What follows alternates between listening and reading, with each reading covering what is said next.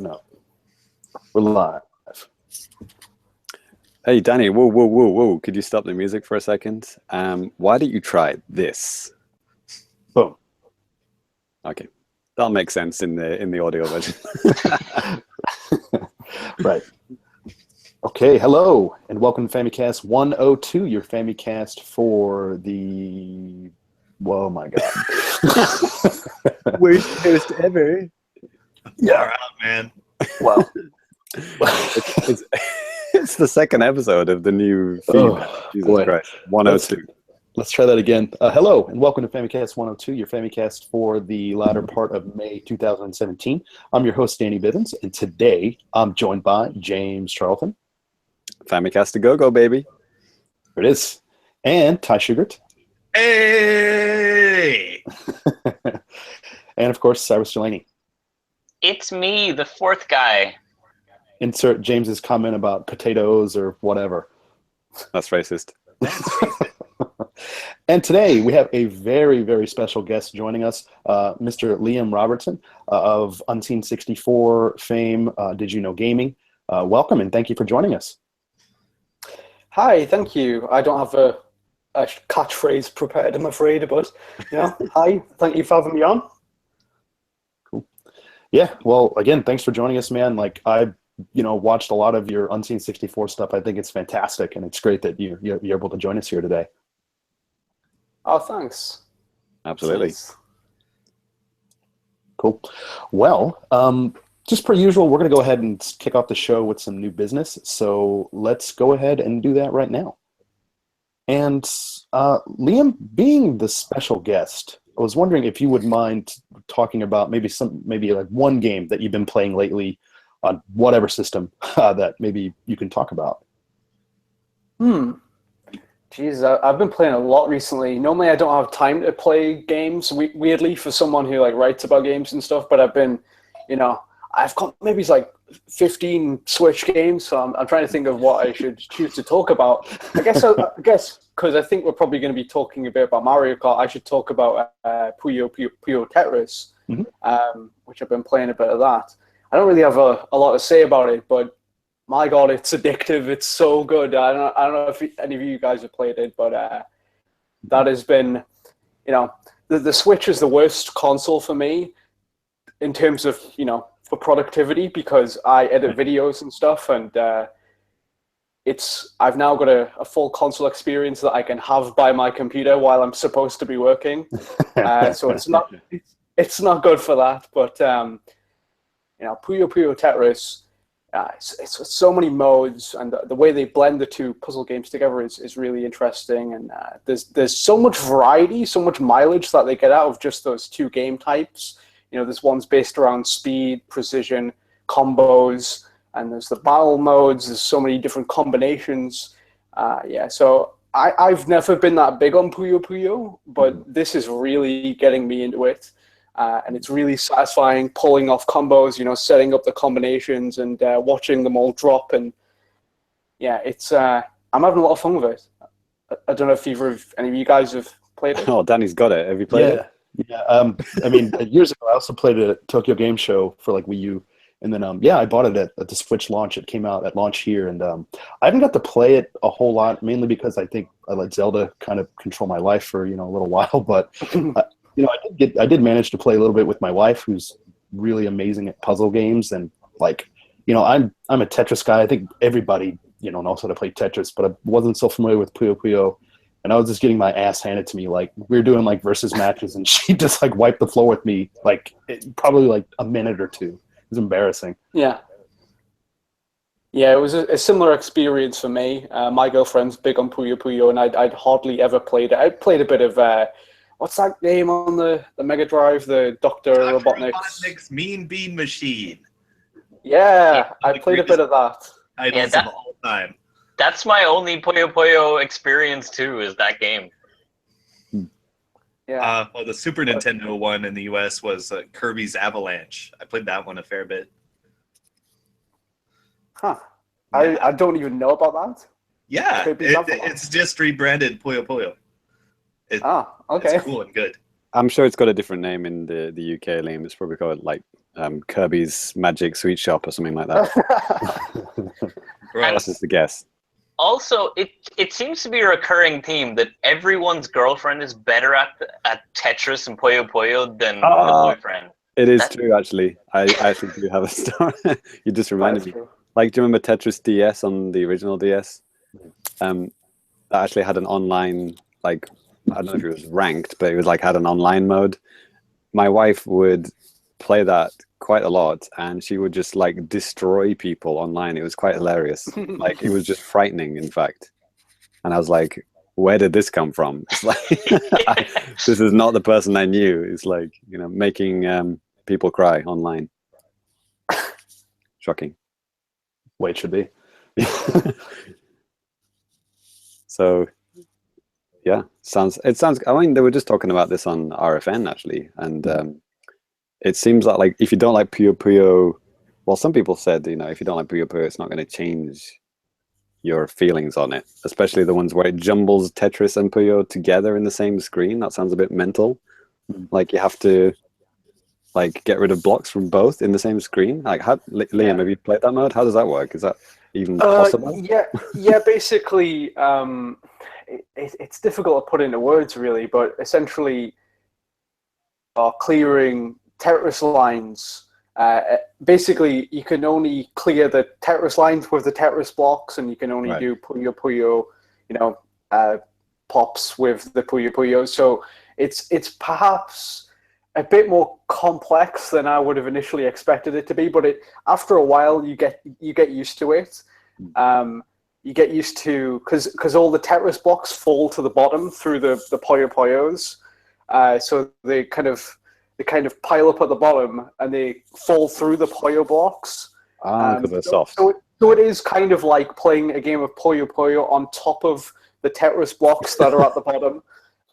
Is how I describe it. It's kind of hard to put into words, as I say, but it is initially a bit convoluted. And when I first just dived into it without having played the adventure mode, I was like, "What the heck am I doing?" But the adventure mode, the main story mode, is weird, but it is good at introducing you to all these different modes, and it sort of acts as a story-driven tour of all the different modes in the game. And I think that's why it's worth playing, because it works really well in that respect. Danny, you've got the Japanese version, right? Does it switch to English when you've got your system changed to English? No, it must be one of those things where maybe some kind of licensing thing or something like that. I really don't know. But no, that did not switch at all to English. That's only Japanese. So, but yeah, Liam, interesting. Like, I wish I would have went through kind of the story mode stuff, because that's probably why I was just getting destroyed, because I didn't, know, I didn't have a good grasp on the mechanics. Yeah, I think the story mode, it is very strange. Like, every problem in this universe is solved through battles of Puyo Puyo and Tetris. It's very weird, but it is worth playing if you are kind of a beginner like me. I was only really familiar with Tetris, and so it starts you off easy. It starts quite smartly with Tetris for the first chapter, and then it eases you into the Puyo Puyo aspect, because I think it recognizes that more people will have played Tetris and are more familiar with that. And then it leads you into Puyo Puyo. Yeah, that's pretty smart. I mean, yeah, like you said, most people have played Tetris, but obviously not everyone's probably played Puyo Puyo. But yeah, that's good to kind of ease people into that. That's cool. Not many people can pronounce Puyo Puyo, so yeah. Right. True story. Cool. All right. Well, Liam, is that about it, man? I mean, I know you probably have other things too, but for Puyo Puyo Tetris, is that about it, man?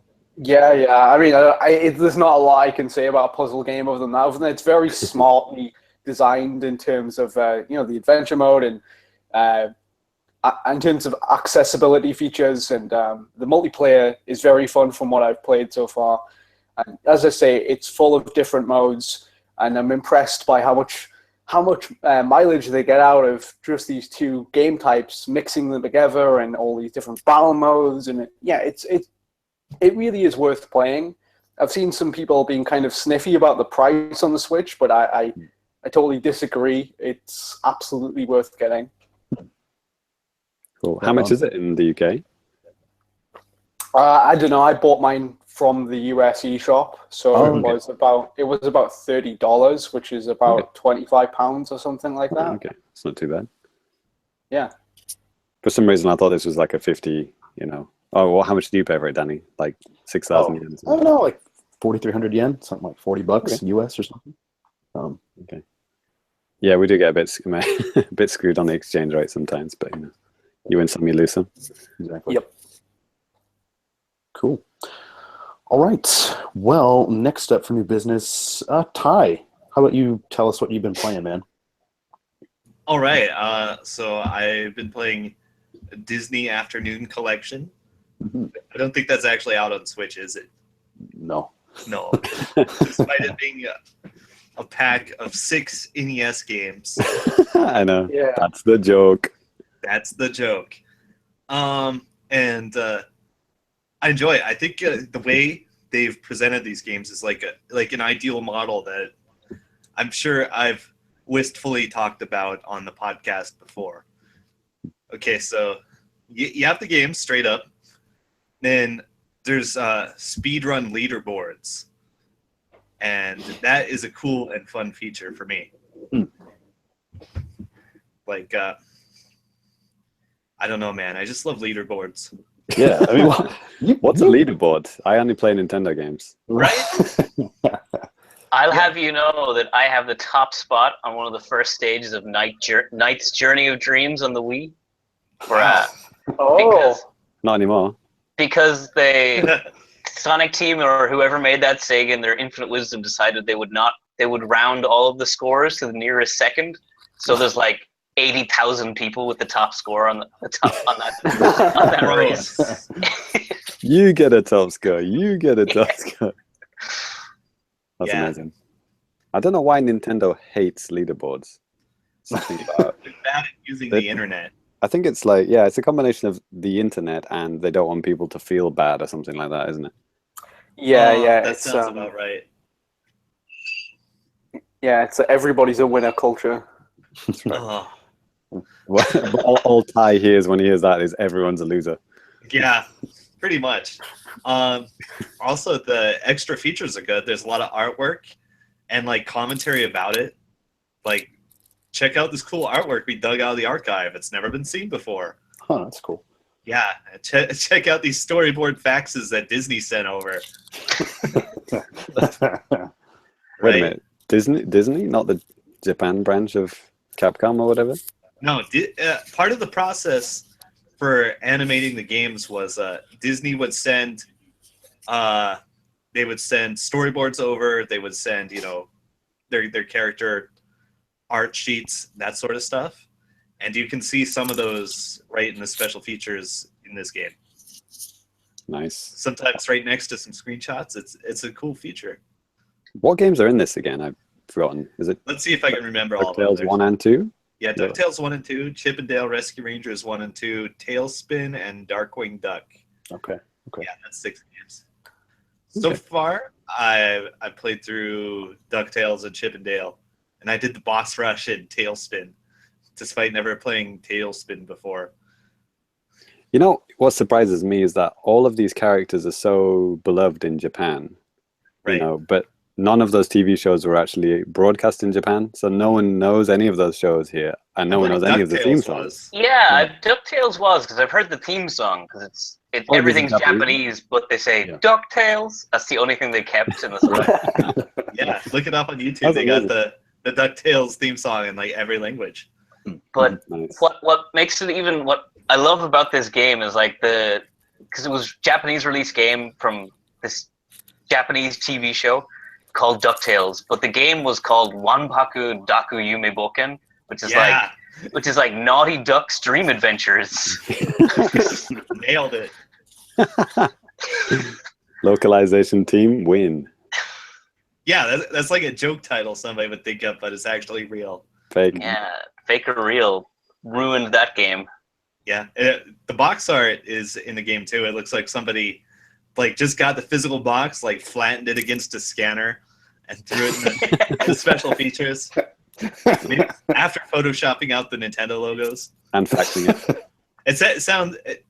No, it actually is a lot better than it sounds. Okay. So yeah, but it is crazy that it's not on a Nintendo system. It's like you might as well call it the Nintendo Capcom collection, right? Not on Nintendo systems, you know. Yeah, it's gross. And why do you think that is? Why would they leave the Switch out? Do you just think they didn't have faith in it to sell, or maybe? I think That's my feeling, definitely. Well, it probably started production a while back, before the Switch was even out, and they probably just weren't in. I mean, it's Capcom, right? Capcom made this collection, right? Yeah. I mean, Capcom, have they announced anything for Switch? Street Fighter. Street Fighter Doesn't count. I mean, if they're busy with that, I mean, what are they doing with that game? Seriously, adding that 3D Hadoken mode. Right. That took them about 5 minutes. So that ticked this probably one of those like Nintendo will give you $5 if you put motion controls in your game. Gross. Mandatory motion controls, my bane. So yeah, bottom line is I think this is the best way to package and resell ROMs. Just add achievements, leaderboards, special features. I'm happy. There you go. Hope somebody's listening. Please understand. Yep. Cool. Yeah, and in regards to it, not coming to Switch, I would think that whenever they started developing the game, maybe it was a thing where, like kind of like Liam or whoever the hell said this, probably that maybe they didn't have enough faith in the system. Maybe they didn't have access to development kits. I mean, it's it's kind of hard to tell. I mean, after the Wii U, like I'd say there are so many developers that were just really scared to touch a brand new Nintendo console. Like I would be. That was a terrifying launch for that thing. So, but they're all coming around now, which definitely after the fact, right? Yeah, I think everyone was just on wait and see mode, and now even EA seems to be kind of coming around on it. They said in an investors call last night that they were pretty bullish about getting some Switch games into development. Yeah, that NBA game in the initial trailer, right? And that's 2K, but nice try. Oh no, what is it? What was it? What was there anything Skyrim? in Skyrim? FIFA? Oh, that's Bethesda, man. I don't know. But so far, only FIFA's official, right? Right. Yeah. which no one on this podcast plays. Yeah. Although I did review a Wii version of FIFA back in the day. Oh, okay. It was Brenda Blue. Cool. Well, Ty, do you have anything else to say? Any closing thoughts on this game? I'll just recap what I said. I think this is the way to resell ROMs. That's just how it is. You can't just throw the game on there and be done. You gotta add something. Sure. How much does it run for? How much? $20. Oh, that's pretty cheap. Okay. Yeah. 6 games. Yeah. Cool. Alrighty. Well, let's move on with some more new business here. And Cyrus, what have you been playing, man? Not a whole lot, I'll be honest. Okay. But, right. Next. So pretty much I've just been playing Zelda. I'm still playing it. I'm further than I was last time, and as predicted, it is way better once you've got free control over teleporting around the map and changing between Wolf Link and Human Link. Right. And again, I just realized that Liam's probably so confused now. He's like, what? Yeah. I did think you meant Breath of the Wild. I'm on board now. I'm not quite up there yet. I've got a few Zeldas to go through before I get to Breath. Are you really going through all of them? No, just this one. Okay. So I got what's this one called? Twilight Princess. I got this for my birthday last year, and I never got around to playing it. And I got Breath of the Wild for my birthday this year, so I figure I have to finish Twilight Princess before I can start on Breath. No, you don't. Just skip it and play Breath of the Wild because it's much better. I also need to buy a Switch before I can play Breath of the Wild. So that's the important next step too. Good luck to you. Best of luck. But Okay, yeah, that's pretty much it. Okay. Well, I guess I'll go next for new business. I haven't been playing a lot, but what I have been playing is Mario Kart 8 Deluxe on the Switch. I went ahead and picked it up pretty much right at launch, and I think a lot of us here probably have the Wii U version, Mario Kart 8. Yep. Let's just do a show of hands. So, how many of us do have Mario Kart 8 on Wii U or did? Maybe not like a literal show of hands for audio listeners, but Right. I didn't even think about that. Yeah. Not Cyrus. Okay. I did as well. Cyrus, you don't have it, any version of it? No, I will totally be getting it on Switch, but Right. I don't really play local against many people, and my internet is too bad to play something like Mario Kart. So Why do you have bad internet? This is Japan. It's like second on the world ranking of internet speeds. What's wrong with you? Apartment is like really old, and it's right on the edge of the World. fiber area. So I can get cable internet, but it deteriorates really significantly the further you get from the source. And I'm like on the edge. If I go like 100 meters the other direction, I'm in a new catchment zone. Wow. So you're in an underground bunker under a mountain. Got it. Yep. Well, anyway, so, with already owning Mario Kart 8 on the Wii U, I was kind of on the fence about picking it up on the Switch anyway, but just... But 2 hours later... Yeah. Yes. Well, just the fact that, you can take this thing anywhere, that was kind of enough to push me over the edge, so I went ahead and, took the plunge. And, I got some good use out of it. I think it was last week. It was the Golden Week holiday here in Japan, a string of holidays of different meanings and things for children and the Showa Emperor or whatever. Lots of things like that. But I spent most of that time, playing games and doing stuff like that. And I brought my Switch over to a friend's house because they were kind of interested in, trying out some Mario Kart 8 Deluxe. And yes, we did that. That was me. I mean, we also played 1-2 Switch. Darren did again. Yeah. James is a big fan of that game. Rest in peace. Yes. But no, anyway, so yeah, I got to play a little bit of multiplayer Mario Kart 8. I still haven't played it online, honestly. Maybe I'm just too scared that my skills aren't up to the task. But can you play 4-player on that tiny screen? Could. I didn't want to. I think you can. Yeah, there's no restrictions on that. Wow. Yeah. I really didn't want to do that. I only had, because I had the Pro controller and then the Joy-Con, so we could only do 3 players anyway.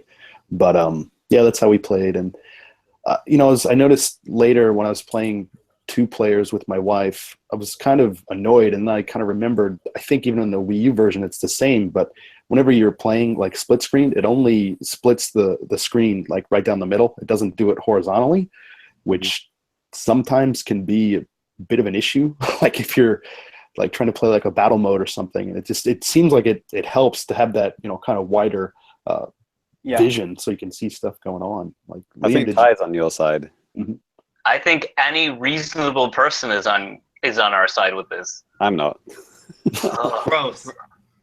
Like if you had it like horizontally, you'd have to basically remove the cart from the screen, wouldn't you? You'd only be able to see the racer's head or something.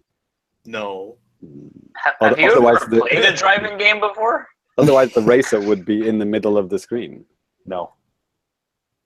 Or you'd have to zoom it out a lot, Just get good. Yeah, well, anyways. So if you were driving a real car, would you prefer to be able to see a vertical slice of the road in front of you, or a horizontal slice of the road showing the entire road? Well, Cyrus, I hate to break this to you. Mario Kart isn't real. Wait, what? I get where you're coming from, but like, did you guys ever play Street Racer on the SNES? Was that the like 8-player or 4-player? Yeah, it was 4-player. Yeah, it was 4-player. Horizontal, I mean. It was horizontal. Yeah, it was all horizontal, and that was gross, but it's still better than vertical. Yeah, that's exactly what they did for that game. It was literally just the racer's head.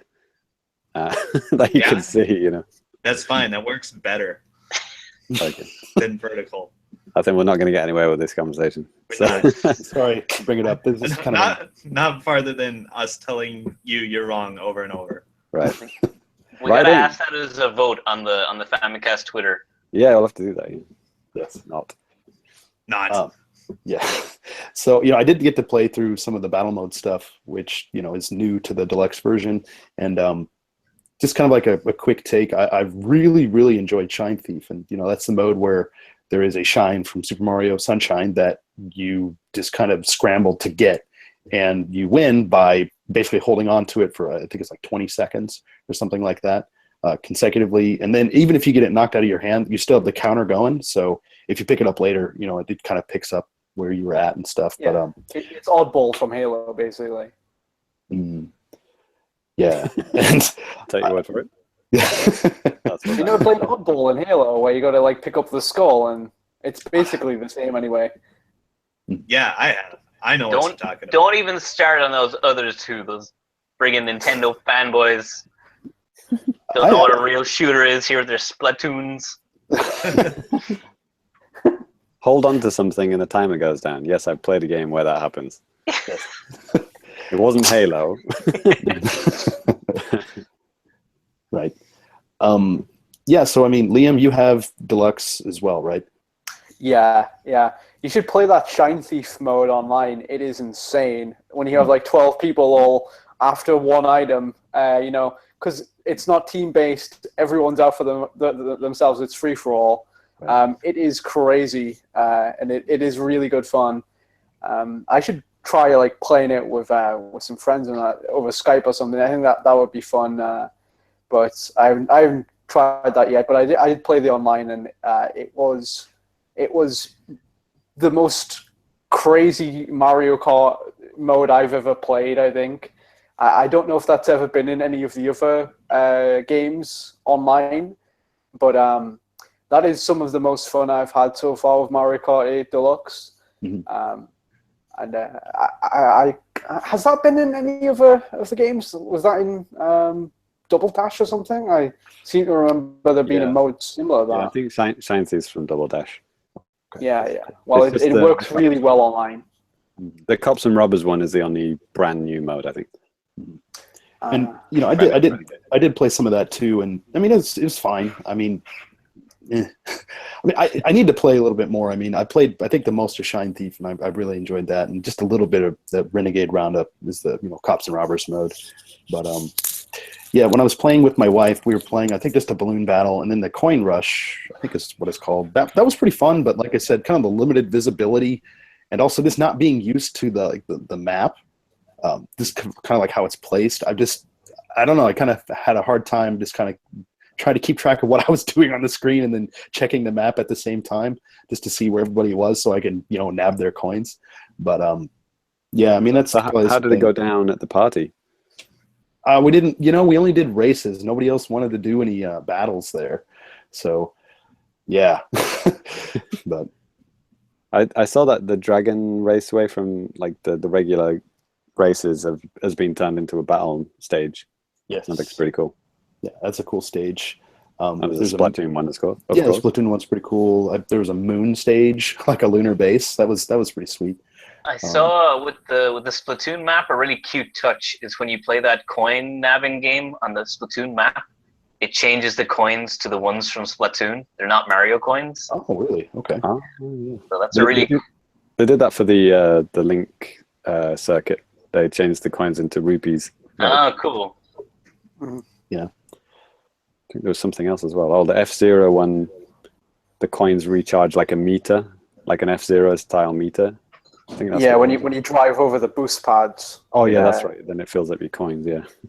You got boost power. Exactly. Yeah. So F-Zero. yeah, it's very cool, isn't it? And everyone's probably already seen the screenshot going around of like the Inkling girl on an F-Zero kart on Link's stage in a Mario game. Yeah. And it's like, why isn't this just Smash Kart already? It's like the most bizarre mashup ever. Just freaking do it already. It's probably a thing about the name. I mean, the name sells. People know what Mario Kart is. Yeah, and I'd be totally fine. Just keep the name, but just fucking give me every other character. Yes. I think, the name is never going to go away because it's, it just sells like shitloads no matter what system it's on. So it'll have to be, Mario Kart : something, All-Star Battle or something like that. But they got to do it. I've heard a lot of like other journalists and podcasts and stuff talking about how they feel that there's going to be another Mario Kart on the Switch, maybe at some point along the lines. Like personally, when I think of just Mario Kart being on a Nintendo system, it's usually like a kind of a one-trick pony type of thing. Not to like a negative thing, but like they put it out and then they just kind of ride on the coattails of that for the whole generation. But right, you guys have any thoughts about that? Yeah, I'm kind of the same way. There's never been a Mario Kart sequel on any system ever, so yeah, I don't really see that changing. Yeah, but we've never, to my knowledge, had like a port Mario Kart like this. True. Yeah, so, Super Circuit was the kind of like a mashup of Super Mario Kart. Oh, yeah, I guess. But yeah, it was its own thing. So yeah. I think it's sort of my theory that later in the generation, later in the Switch's lifespan, if it continues to do well, they will, do the next evolution of Mario Kart, which I think will be, all-star characters and all that kind of thing. I think Nintendo is definitely leaning towards that. They've gotten a lot of out of the Mario Kart formula, and we've seen so many different characters, and I think they're starting to realize it is way more interesting and compelling to people to just do your all-star Nintendo characters, and doing a full game based around that idea that the DLC kind of conveyed. That would be fun. That would be interesting. That'd be a good place to take it. I think they got to fix the single player now, because I think now the multiplayer's done. They've fixed that. They need a single player mode like Diddy Kong Racing style. That's the next stage for me. Some kind of like story mode, or like with challenges and missions to do as well. Yeah, do you maybe have leaderboard thing from Mario Kart DS? Yeah, that was so good.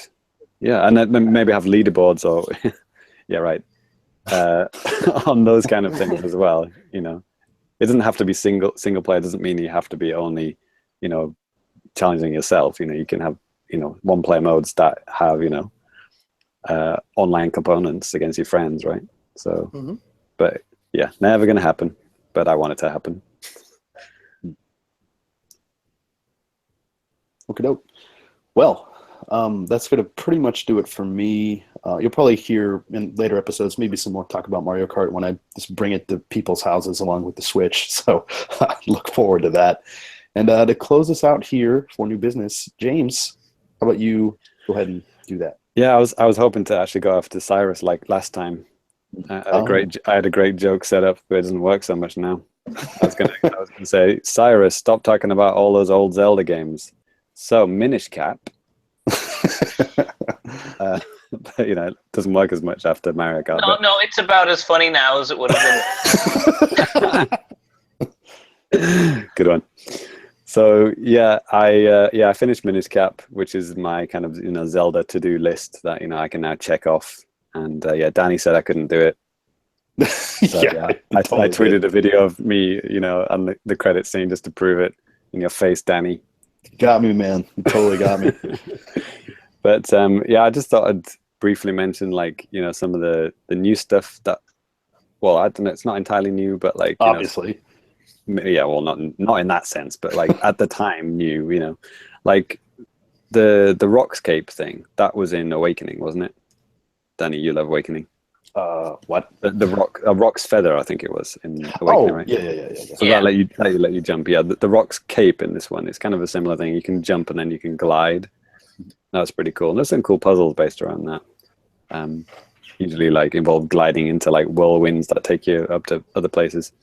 And the other one is the mole mitts, which is basically the same as a shovel, but it's things attached to your hands and you can just dig with your hands. And you can dig into the ground, but you can also dig into caves and stuff like that, and dig mounds of sand and stuff. That was pretty cool. But the one that was totally unique to this one is this thing called, don't know how to pronounce it actually. Cane of Pachy or Patchy, I don't know. Pacci. And it basically just shoots out this kind of like bolt of energy, and it flips over things. It's such a weird thing to do. Just all it does is flip over stuff. So you can flip over there's those kind of shelled enemies, and but also flip over pots, like these big pots, which when you flip them over, they turn into like the thing that lets you transform into the minish version of yourself, which is not explained ever in the game. But when you do it by accident, you're like, holy shit, I could go small in this area. I didn't know you could do that. And it's one kind of crazy thing that this game has got, which I totally didn't expect from a game of this age, is it's got a remote bomb, which I know is a thing in Breath of the Wild, right? Right. Yeah. But like in this freaking 2005 game, there's a remote bomb. Basically, upgrade your bomb, you meet an NPC who can do that for you, and you can actually reverse it. You can actually go back to normal bombs if you want, if you talk to the guy again. But it's so useful. Like there's in the last in the Hyrule Castle, the build up to the final boss kind of thing. It's really hard. They throw all these kind of like Dark Nut style enemies, which have shields, and and if you go behind them, they immediately flip around, so you can never actually hit them. You have to use either an item or something to get around the back of them and hit them, or trick them into going towards you and then dodge out the way and then hit them. They're really, really tough, and they just plonk just dozens of them in. Like there's room with like 3 that you got to fight at the same time, and then one after another after another after another. And the final castle is really fucking hard. Like in the 2D Zeldas that I've played, I would put it up there as one of the hardest castles, which is not something I heard about this game. I never heard anyone say like Minish Cap is hard or something. But like the enemies are nothing new. Like we've seen the enemies in other Zelda games, but like the amount of stuff they drop on you and expect you to kill them, it's kind of crazy. And the final boss was a son of a bitch as well. It's got obviously it's got multiple forms, right, as you would expect, but the first form I took him down. Like the first time I attempted it, first form I took him down, I had maybe 1 heart left, and then I hit him and I'm like, yes, and then oh fuck, there's another form. So I died pretty much quickly. Tried again, got to the second form, with a few more hearts, and then again beat him with half a heart left, and then using 3 fairies, and then it was like yes, and then and then I rescue Zelda, and then go through another door, and then the boss appears again. It's like, oh, for fuck's sake. And you can't save between any of this, so it's back to stage 1 again. So basically if you die on the 3rd form, it's like you've lost whatever, 15 minutes of progress. So I think it was like the third time lucky I got him anyway. But I checked back on a guide to see what I'd missed, and it was kind of ridiculous. I think Danny, you were asking me how many of those kinstones you need and stuff like that. Right. There is Tingle is actually in the game. Never met Tingle. He's in the game apparently. Great. And there's this other guy who tells you how many more kinstones you have to go. Didn't even meet him once. Never saw him. But apparently there's a guy who you can talk to, and he'll tell you that. But all I can tell you that I was probably way off the 100 that are in the game anyway. And there's apparently a magical boomerang. Didn't get that. And a mirror shield. A mirror shield. Didn't get that. And there's also this kind of almost amiibo style. Wind Waker had this, didn't they? The little statue things that you took pictures and then they got turned into statues. I think that was right. Wind Waker had that. That was Wind Waker, right? There's a similar thing to this. You collect these shells and then you can put them in a gacha machine, very Japanese, and you basically get a statue of every single enemy, every single NPC in the game. Yeah, I didn't bother with that. That was just tedious. What is the point of doing that? I think you probably get a heart container at the end of it. It's no one cares. So there was a lot of stuff that I missed, but yeah, I had a lot of fun, and I don't think I'm going to go 100% the game. I'm satisfied with what I did. I'm not going to talk about it now, but I actually did go back to Zelda 1 after this. Yeah. Which I think I talked about freaking years ago on this show. Yeah, it's been a long time, man. Because I think it's an ambassador game. Yes. I probably talked about it, after the ambassador program came out. I thought you made like some pretty good progress on it, though. Yeah, I loaded it up, and I had one Triforce piece to get, and I was like, fuck it, I should do this. My Zelda checklist. This is probably a Zelda that I want to finish. Because Spirit Tracks, I don't like Spirit Tracks, and I'm not going to go back to it because fuck that game. Zelda 2, same thing. Fuck that game. It's not really a Zelda game. Cue hate mail. But Zelda 1, I did like it, and I think Zelda 1 is probably going to be the last Zelda game on my checklist, and then I can go to Breath of the Wild. So, and I'll be a happy man, happy Zelda fan. Have any of us on the show right now ever beat Zelda 2? My brother did. I haven't. I watched him beat it. Is that the same thing? Yes. I did it easy. Get good. Wow. I just don't like it. Liam, how about you, man? Have you ever beat that game? Nope. No, okay. I'm not that big on the side-scrolling Zeldas. I mean, if we count the CDI ones as well, for some reason, that does just came in mind. But yeah, no, I Which never. I never beat Zelda 2. Okay. I think I better stream this or something. Yeah, I saw John Ricciardi on 8.4, friends of the show.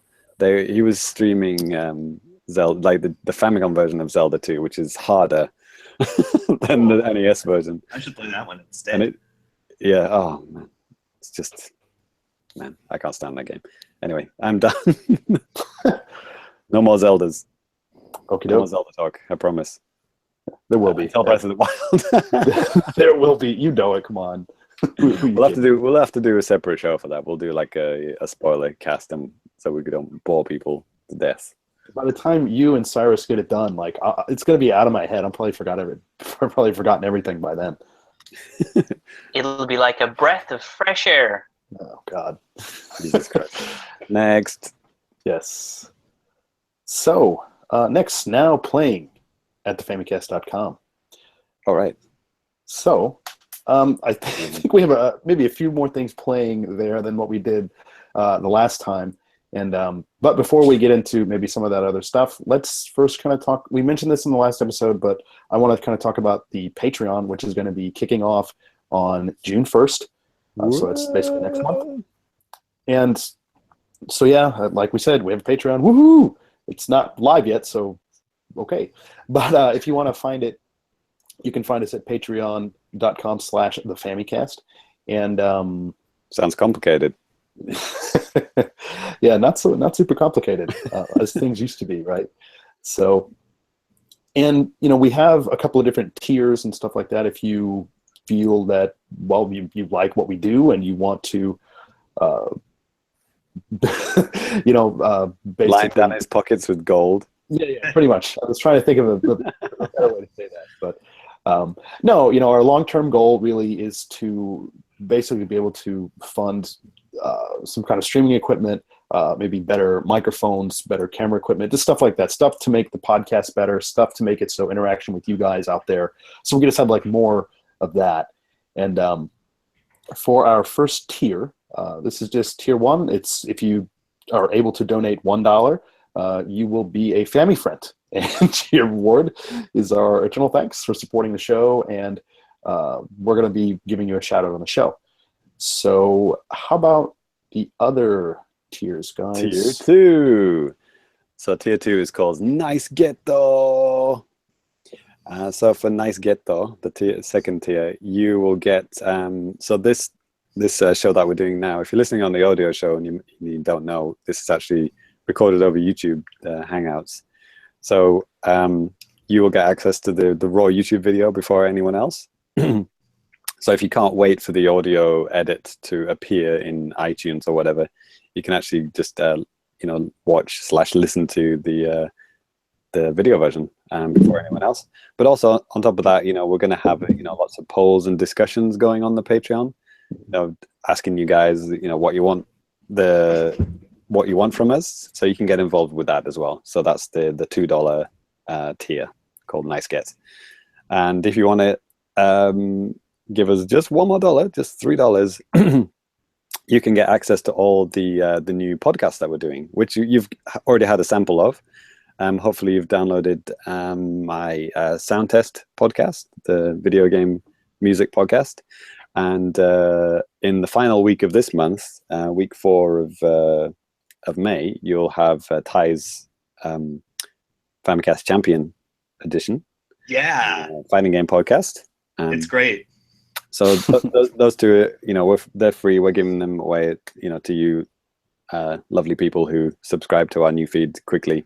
So yeah, get those for free while you can this month. But yeah, starting in June, we're going to continue those podcasts. We're going to have more podcasts and 2 bonus podcasts a month, in fact. So you'll get the 2 free ones, the 2 regular Famicast episodes, and then we're going to be doing 2 spin-off shows every month, and you will have access to those. That's from the Super Get, the 3rd tier. So yeah, that'll be awesome. And of course, you get the previous stuff as well that Danny mentioned. Okay, so who's on tier 4? I think that's Ty. Yeah, oh yeah, it's me. All right, let's talk about tier 4, which is Hyper Get. Great tier names, by the way. Hyper. All right, so you get the previous stuff, which is let's see, early access to the raw video, polls, discussions, access to the 2 shows. In case you didn't hear that like 5 seconds ago, just in case. All right, now here's the big plus. You get to be on a show with us. What? Yeah, you'll be on one delicious regular Famicast episode with the crew, and you get to decide a feature topic as well. Wow! Oh man, you get a soapbox. This is gonna be great. Yeah, we don't even let Danny do that. So no, that's a real honor. Yeah, right? Should I read the disclaimer? What's the disclaimer? You can only do it 1 episode per year. Right. Yeah. Right. But if you're in some weird, crazy time zone, we'll work with you. Yeah. We'll make it happen. Yeah, we'll make it happen. It'll be great. That's right. So we've gotten to the last tier, the biggest one, the big daddy, tier 5. Oh Cyrus. man, I think this is Cyrus's turn to shine. Yes. And for this tier, we ran out of words to put in front of get. So this one is just called the Famicrew. And so this tier is going to be a pretty limited tier.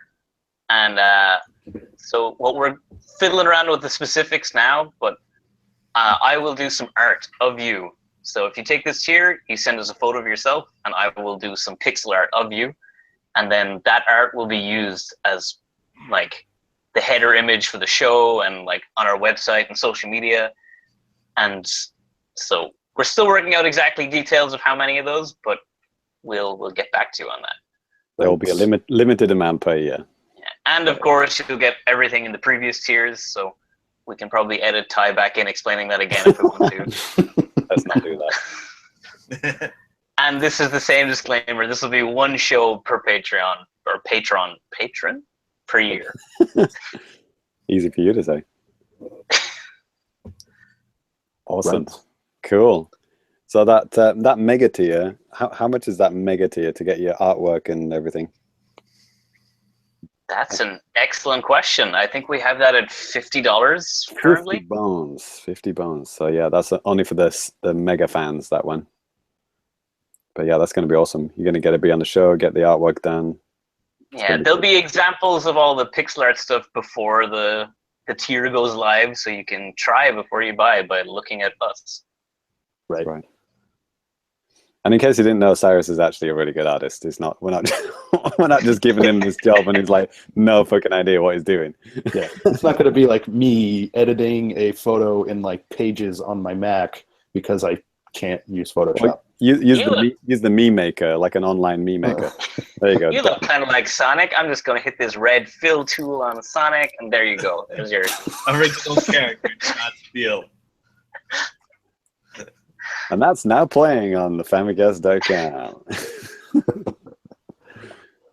What about next, Danny?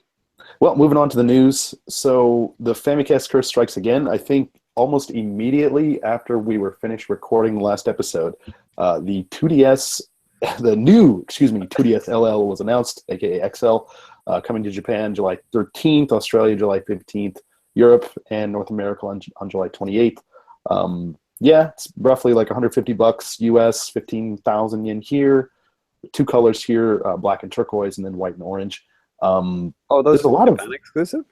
Well, I think, oh my God, maybe Liam, you might be able to kind of correct me on this, but I think in Europe as well, don't they get the orange and white too? I have no idea. I think that's right.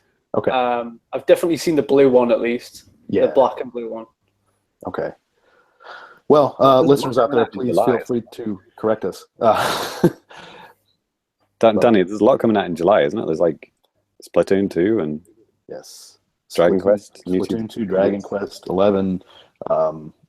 Yeah, and then even the same window, you know, for our Ever Oasis is coming out. Pikmin, Hey Pikmin.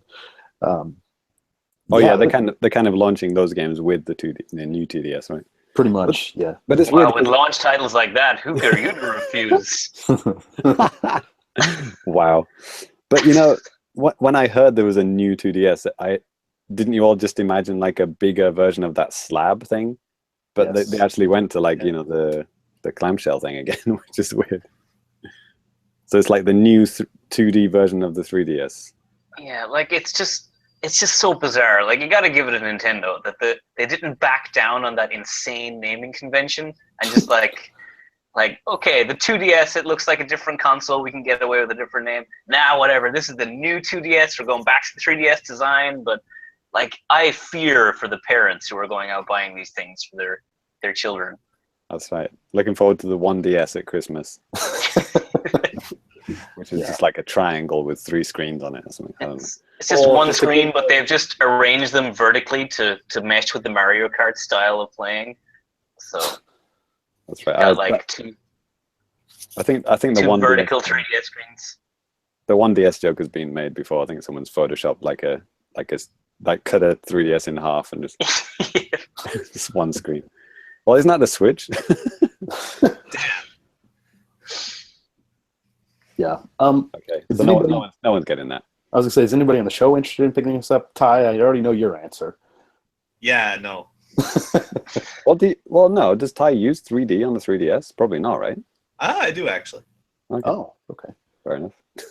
I use 3D. I use 3D exactly once, and that is to see what 3D looks like in this game, and then I turn it off. Oh man, I love 3D. I really enjoyed it with all the games that support it and stuff. I mean, it gives a good feel of depth to a lot of different games. Some games it almost seems like it's necessary, like Super Mario 3D Land. Yeah, playing it. I was going to say that. Yeah. Yeah, it's kind of weird and a little bit harder to play. Yeah, 3D Land is the only game where I played the whole game with 3D on. But like, you also kind of need the new 3DS to play a game fully in 3D, in my opinion. I think, Danny, I think if I vaguely remember you disagreeing with me on that, like you were always up for 3D on the regular 3DS, but I could never do it. You had to be locked in just one position all the time. That is why I can't do it. It's the headlock that you have to put yourself into. The wrist / neck / headlock that you have to do. It's kind of crazy. But the new 3DS solves all that. Right. Liam, how about you, man? Are you a big fan of 3D or? I quite like it in some games. There are some where it's just you don't need it for, but the ones that are kind of more interesting, as you say, the Mario 3D Land used it well. I think Kid Icarus Uprising had some cool use of it. I remember some cool, gimmicky shit with lasers firing in your face and stuff like that. Right. I remember being impressed with that back in the day. I do quite want to get the new 2DS XL, only because I never got one of the new models. I've always been on a 3DS XL, but you know, difficult. I don't know if I want it yet. The design and the weight of it makes me want to get it, because I've spoken to people who've had some time with it, and they say it's really light. The design's really nice. It feels a lot nicer than the other ones. So I'm kind of splitting whether I want the new 3DS XL or the new 2DS XL now, because they both have pros and cons. This is what has stopped me from getting one of the new models, because each model has a different pro and con. Like the smaller new 3DS has the cool SNES buttons, and the benefit of the bigger screen on the 3DS XL. So I guess just sort of buyer's anxiety has stopped me from buying one of these new ones. Yeah. But, I feel you. And like, man, I'm kind of on the fence a little bit personally, because my new 3DS XL, first of all, the paint is like chipping off on some of the side, which is like a weird type of defect that I've seen on like a lot of other people, well, some other people's systems. But then like for me, like my D-pad, it's kind of screwed up. It's just not working. And I really need just to get Nintendo to fix it. But then it's like, well, how much longer before it just like falls apart or something, So yeah. Anyway, if it costs you 15,000 yen to repair it, you might as well get a new system, right? No, I think it probably. I think I was looking on Reddit and they said something like $40 or something. So I was like, maybe. So okay. Is that Japan, though? Yeah. They're charging American dollars. It's really weird. It's weird, though, isn't it? Yes. Okay, what else we got? Next bit of news about Mario Kart and I guess the financials. James, did you have something ready for this? No, I got nothing. I heard that Mario Kart was doing. Is it the fastest selling Mario Kart ever or something? Trying to remember the press release. Yeah. I think that's right. I think it is the fastest selling so far. I think Mario Kart 8 was like famously good on the Wii U. It's just that no one had a Wii U to play it on. So now that the Switch is like selling, like as soon as they get in stock, they're just gone. Everyone is just hoovering up Mario Kart with it. Yep, and I heard it was doing really well in the UK as well. It's like being at #1 in the charts for a few weeks. But that is the first #1 that Nintendo's had in the UK since like the Wii, I think. Yeah. It is quite. The UK has become depressingly almost anti-Nintendo the past couple of generations. It's kind of like last time I went back, it was like I think it's to do with the marketing. The marketing is like next to non-existent, especially for the Wii U. I don't remember ever seeing a Wii U advert on the TV. Right. But I'm getting hammered over the head with Switch stuff. I always see Zelda adverts and Mario Kart 8. Interesting. Well, yeah, in Japan it's pretty much there's a Nintendo advert. Any channel you put on at a certain time of the evening, you're bound to see some. It might not be Switch, but it'll be a 3DS. It'll be maybe even a mobile app advert. Yeah, so. Fire Emblem. Yeah, mainly Switch nowadays. But yeah, man, they're really going crazy with that stuff here now. And occasionally they do the weird parental safety guidance TV adverts. It's just like, what is that about? Shit. But the Famitsu charts, these could be a little bit old. But Mario Kart 8 Deluxe is #1 in the Famitsu charts. I think. The media crate wasn't available at the time of this article going live, but elsewhere, Mario Sports Superstars got in at #10. 1-2 Switch is still there, #9. Pro Baseball Famitsu Climax. Yeah. Bizarrely sexual name for a baseball game. I like it. The Not Safe for Work version of Breath of the Wild is #5. And then Monster Hunter Double Cross is #4. Shadows of Valentia and #3. That's Fire Emblem. #2 is Dragon Ball Heroes Ultimate Mission X. Danny? Yes, I know about that. Okay. I haven't played it, but yes. And then #1, Not Safe for Work version of Mario Kart 8 is #1. 280,000 copies in a week. It's a lot. Right. So yeah, this could be. I mean, yeah, this is going to be a big hit. And I mean, until Splatoon 2 comes out here, when Japan will just go apeshit over that. That's like, yeah, every single person between a certain age is going to buy that, and probably going to buy the system for it. Right now in my English class, I'm doing like show and tell with my students. So I bring out like my 2 Callie and Marie amiibo, and I use them as my show and tell, and immediately like half the class is like, Splatoon, Auri, and then they start talking about which one they like best. But like Splatoon is crazy huge here. It's ridiculous. And just in case Liam is a bit confused, show and tell, he's the teacher, he's not the student. Oh yeah. I'm a high school English teacher, so Yeah, I got it. I got what you meant. It's his young looking face, it's hard to tell sometimes. Yeah, I've got it. I mean, I work at a university, and yeah, pretty much everyone I ask, I'm like, who I know is interested in games, I say, like, are you going to get a Switch? And this, like, do you have a Switch? No. You're going to get a Switch? Yes, when Splatoon 2 comes out. I mean, I can't count how many times I've heard that response. So yeah, watch out. July 21st, it's happening. Oddly enough, yesterday when I was at the doctor's office getting my pills, I saw this little tiny kid. He's probably like 6 with the Switch, and I was like, "Whoa!" And, his parents smartly like set it up, barricaded the thing with all sorts of covers and stuff. So when the kid drops it, it's probably not going to break the first time. So okay. I've seen those things for iPads and stuff. It's like a massive foam thing around it. It almost made it look like it's as big as like the Wii U gamepad or something. So, yeah, sleek. Yep. Okay, so yeah, that's the Famitsu charts anyway. Oh, we do have a little bit of interesting information about ARMS and Splatoon. Yes. Which have just appeared for some reason. Yes. Was there a video? Was it just a tweet? I think it was one of the magazines. I think it was Famitsu or Game Informer or something had like a big sit down with the ARMS developers, and and they were talking that and it kind of makes sense, is that so ARMS you can play in both motion controls and regular just analog sticks to play with it, but the game is clearly and obviously designed to use motion controls like Wii Sports Boxing. But apparently you can do more advanced control of the game with motion controls than with the controllers. Like certain moves are flat out impossible unless you use motion controls.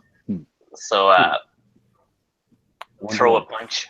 You can like aim the punch, like guide it through the air. But if you're just using the controls attached to the console, you can't move and aim at the same time because you're using your controllers. So, but if you're using the motion controls, you can move and jump and tilt the controllers, and that will guide them independently, kind of thing. So the Switch has always got motion, no matter what controller you're using. The way I think it's like each fist is locked to a Joy-Con. So say you're using a Pro controller, like how would that work? Or gotcha. Left and right stick? I'm not exactly 100% on how the controls of the game even work, but he did say that some maneuvers are impossible when you're using Pro controllers or whatever. So, I don't know how the competitive gaming scene is going to like that. Has anyone here played ARMS? Just me. Yeah, James. Yeah. Yeah, there was. I've coached James into winning tactics in ARMS. Yes. Have you, Liam? Yeah, I'm really looking forward to it actually, but I didn't like the motion controls at all, I've got to say. I only played a couple of games of it, and I just thought perhaps it had something to do with the way they had it set up, but I could feel it kind of coming out of calibration with what I was doing. From the start to the end of matches, I could feel it sort of, it was seemingly doing the opposite of what I was telling the game to do at some stages. So maybe that was just something to do with the environment that I was in, because I was at a busy event and maybe they didn't have it all set up properly, or I don't know, there was some kind of interference going on there, but I don't know. Well, it's like we motion stuff. There was always like a button or something to press to reset it quickly, right? They must have something like that. Perhaps, yeah, but they didn't explain it terribly well. I mean, they just kind of threw the controls at me and like, here's this 1 minute tutorial. Get on with it. Was that a Nintendo UK event or something? Yeah, it was. Yeah, probably the people running the event didn't know how to play it or do anything, so that's probably it. I mean, it was no different in Japan. Oh yeah. The guy who was setting up for me didn't really know what was going on, but worked it out. That's just the way it is. They're not Nintendo staff. They're just some clowns that they find from whatever PR company or something, right? Right. Mm-hmm. Okay. Oh yeah, and a little bit of Splatoon news. No, Splatoon map rotation is now 2 hours. That's not the thing that annoys me about Splatoon map rotations. It's the fact that you have to listen to Callie and Marie blabber on for 5 minutes telling you about this map. Yes, I can totally do without that. As long as that is skippable, I don't care how long the map rotations are. So just fix that. And well, I've got a laundry list of things they need to fix for online stuff and like friend matching and stuff. But whatever. I was always really interested that they put map rotations into the game in the first place. It's actually like, I like it that it's in there. It's actually cool, but it's just such a weird design choice. But it's actually cool. It's good call. Because if it wasn't in there, then only the two favorite maps would ever be used, right? Like if it was like a voting system, everyone would just vote for the same two maps. Right? Well, I wouldn't even most games wouldn't have a voting system. Like say Overwatch, it just randomly puts you in a map. You don't get to call. So the fact that Nintendo even limited the amount of maps is pretty cool. I actually was very fond of that decision. And they've got the recon thing, so you can actually just explore the stage before jumping into online things. So if it's a new stage, you can explore it, find all the hidden areas and then jump into an online battle. So I think that's what they wanted to do anyway. Okay, yeah, so I think that's it for news. Danny, what do we got next? Well, actually, we have a special feature. And James, this is something actually you set up. I'll kind of introduce it just a little bit, but this is basically what games would you like to see come back or make some kind of a comeback on the Switch? And James, how about you go ahead and just take it over from here, man? So, yeah, I guess these could be games that are like long dead or just, from a previous generation. It's up to you. You can take this as whatever you want. I've already seen what Danny wrote, and it's yep, it's a good one. So yeah, I mean, it's a pretty simple one for me. I mean, anyone who listens to the show knows, the two best games of this decade are Splatoon and Mario Maker, and Splatoon 2 is on the way. So what we need is a Mario Maker. And I was initially worried about how a Mario Maker would work on Switch. Would they even let a game where you have to take it out and do touch? But now we know that Nintendo are fine with that because, they've had games which are like friggin' touch only, for Christ's sake. But we've had, the Tomorrow Corporation games, World of Goo and stuff, where they have like not motion, but like pointer controls when it's docked and then touch controls when it's undocked. So I could easily see Nintendo getting around that thing very easily, and probably with a combination of like pointer and D-pad stuff. Could be like Voice, where you can only play it in one of the forms. Yeah, yeah. Only play it in what, handheld mode? Is that what it was? Yeah, like the Voice is that music game, so you can only play that in touch mode. Yeah, that's what I was kind of referring to when I said touch only games. But like, yeah, I mean, no, I don't think that would work. I think you need both. But like I don't know about you. Actually, when I say you guys, who else has Mario Maker? Maybe just me. Yeah, not me. Liam, who's actually made a stage in Mario Maker, I should say. Liam, have you made a stage in Mario Maker? Well, I've played like a demo on that, but I don't own it. I'd always been meaning to pick it up, and then I spoke to someone.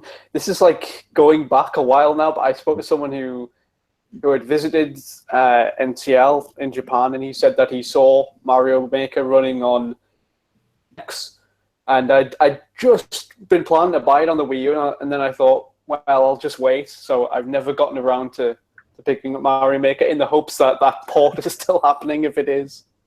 Oh wow! So he's already seen it running on, I guess, Switch hardware before it was Switch. Wow, that's amazing. Yeah, and that isn't just that isn't.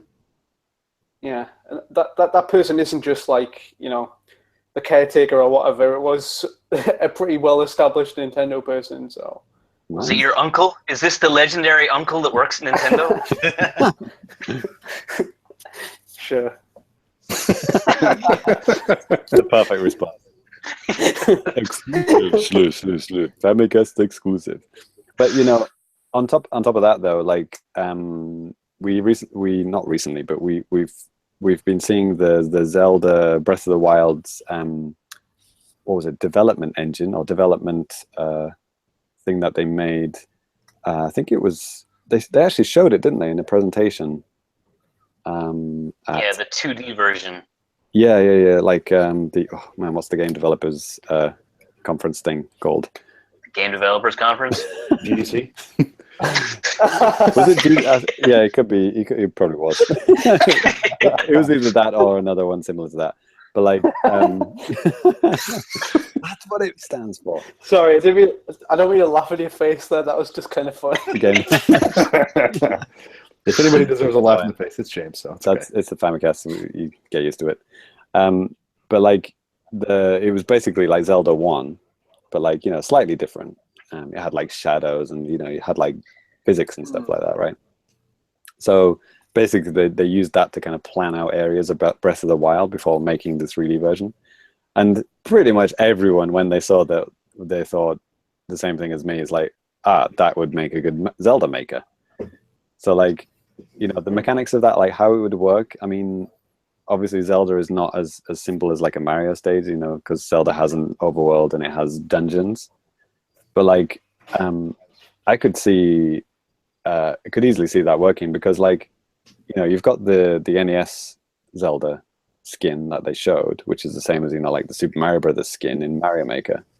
But then like, what would you have for Super Mario Brothers 3? Maybe like, I don't know, Link's Awakening DX or something like that. That would look like something that's tile-based. It has to be tile-based for it to fit, you know, that you can switch skins like Mario Maker does. And then obviously, Link to the Past would be your Mario World, right? The Super Nintendo era. And then the shitty new Mario, new Super Mario Bros. That would be, I don't know, Link Between Worlds or something like that, right? Yeah. Which I'm not a fan. I'm not a fan of that art style. I mean, I'm sure the game is good. Cyrus seems to like it, but like, yeah, that art style, that kind of shiny new art style, that it, you know, it kind of puts me off in the same way that New Super Mario Brothers puts me off. It's not that bad. It's not that bad. But no, in a Zelda Maker, I could see that being the final fourth skin, if you know what I mean. Because, you know, after that, then you're in 3D Zeldas, and it doesn't make sense anymore, right? Yeah. My one worry about this would be, like, with Mario is such a simple concept. It's, you put a platform, you can walk on the platform, right. You go from left to right. It's like the most simple game design. It's basic platformer. But with Zelda, like, Zelda has a lot of if statements. Yeah, I was about to say that, yeah. Yeah, it's like, to open this door, you need this key, or you need to kill these enemies, or you need to put this item in this place. But Mario Maker had a lot, like, was updated to have lots of that stuff, like, you know, keys attached to enemies and doors that open and stuff like that. I mean, yeah, go. Sorry. This is Nintendo. I mean, they would work this shit out. They would make it in a way that's easy to understand. That's if they can get over that hurdle, then 1000% I would buy this game. I would love to have a Zelda Maker. But with Mario, I think the difference is you had the option to add that complexity to it. Mm-hmm. With the Zelda game, it's basically required. You can't make a Zelda game without the do this, something else happens mechanic. You would always have to have a goal, wouldn't you? Like, you know, get a piece of the Triforce or something like that. And to do that, you would need to, I don't know, kill X amount of enemies or get a key or something like that. You would always have to have the same goal, or one of 2 or 3 goals that you could choose from, you know, whatever, right? It might not be Zelda in the way that we are accustomed to playing Zelda games, but it would be a version of Zelda, and there could be layers of complexity that you can add on if you want to, but like I'm sure there would be a way to simplify it, like they did in Mario Maker. You don't have to make these crazy contraption stages, but you can if you want to. So yeah, that could be interesting. But if Mario Maker comes to Switch, then maybe Zelda Maker doesn't happen until the next console. Who knows? I don't really see two Maker games on the same console happening, but you never know. So anyway, that's what I'd like to see on Switch. Anyway, who wants to go next? I'll take a quick stab. This probably isn't going to take very long, but yeah. I'm getting warmed up. That's the lyrics for 1080. You can't understand because they're not even speaking English or Japanese or whatever. But no, as long as they made a new 1080 game, it could look exactly the same. If they have the same guy doing the song, I'm totally good. Nice. Yeah, I don't mind brushing off my microphone. I'm on board. But in all seriousness, I never actually got a chance to play 1080 Avalanche on the GameCube, so I can't really speak to that.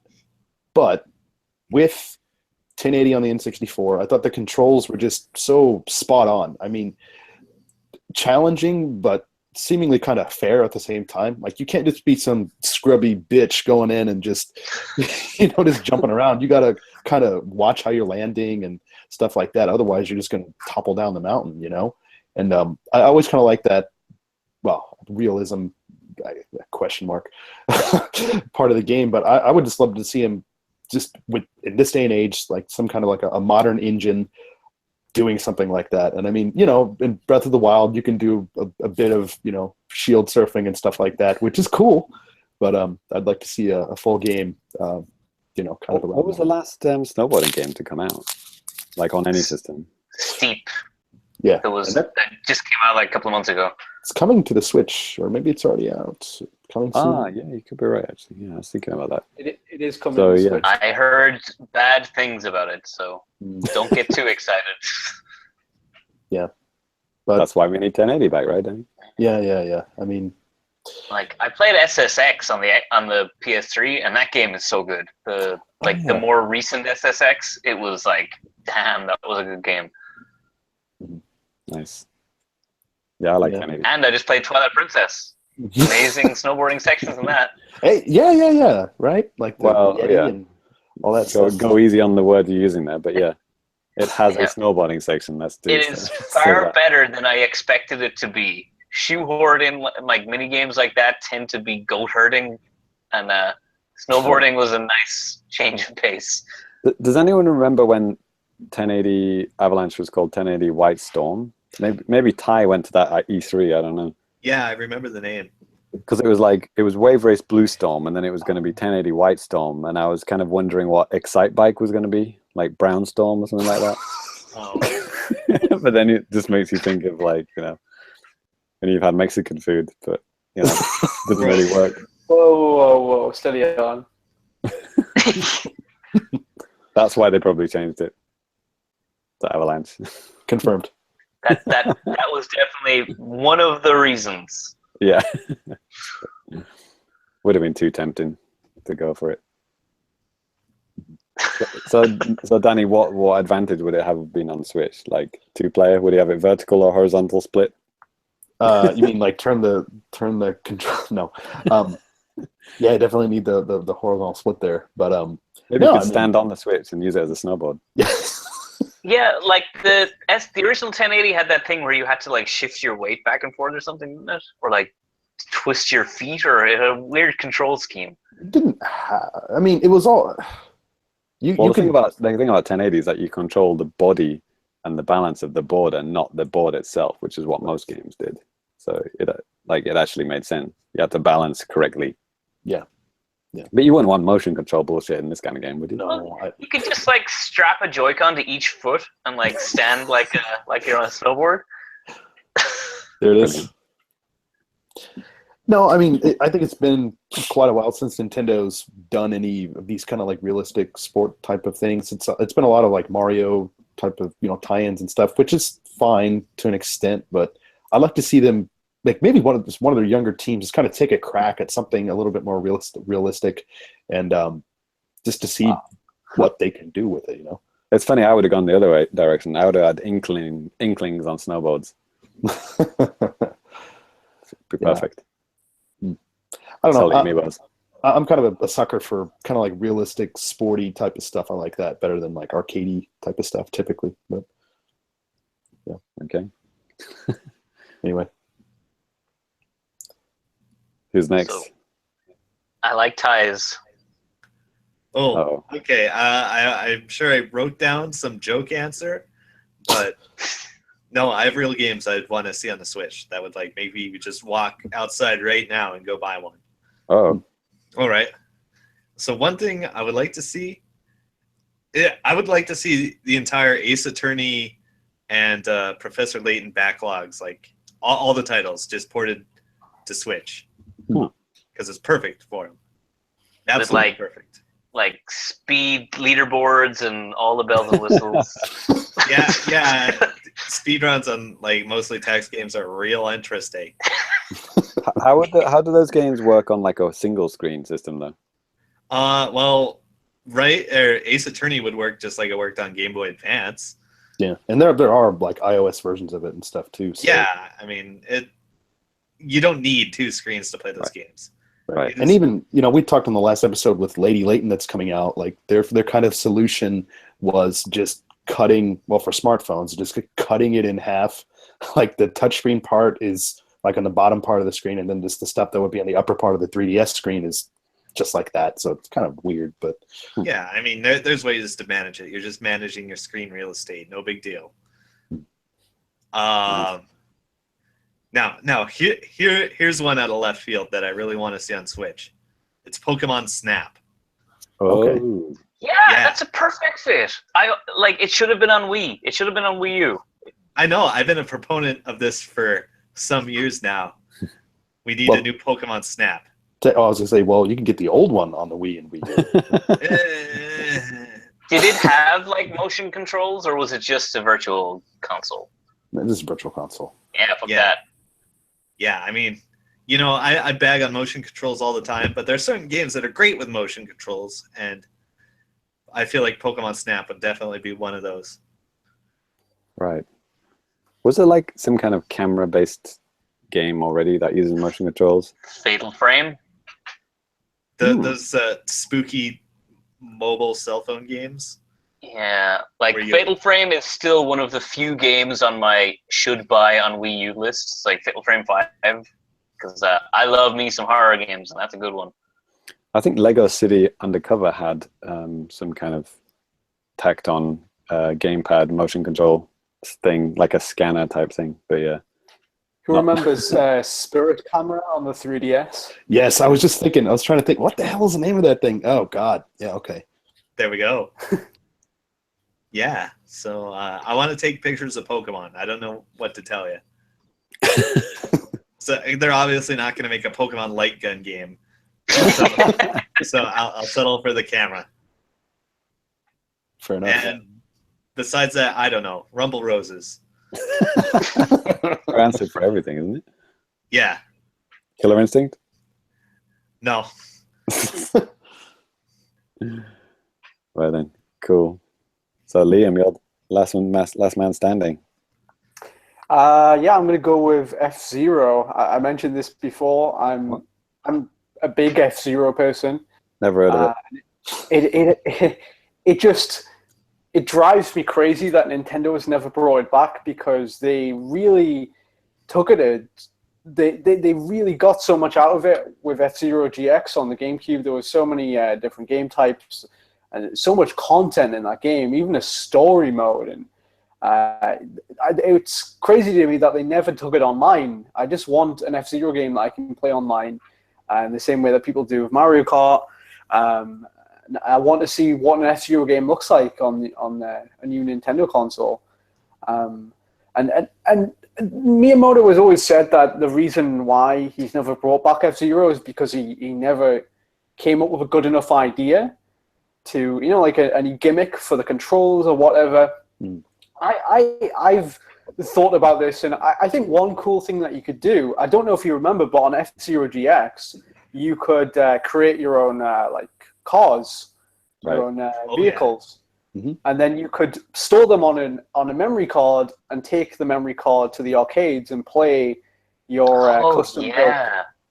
So I think they could do something really cool with that. Like, for instance, make your own vehicle and then scan it, put it on an amiibo. Maybe you get like a Captain Falcon amiibo or whatever, and then you can take that to a friend's house and play with your own custom car there. That's just one example of something you could do. That would be really cool.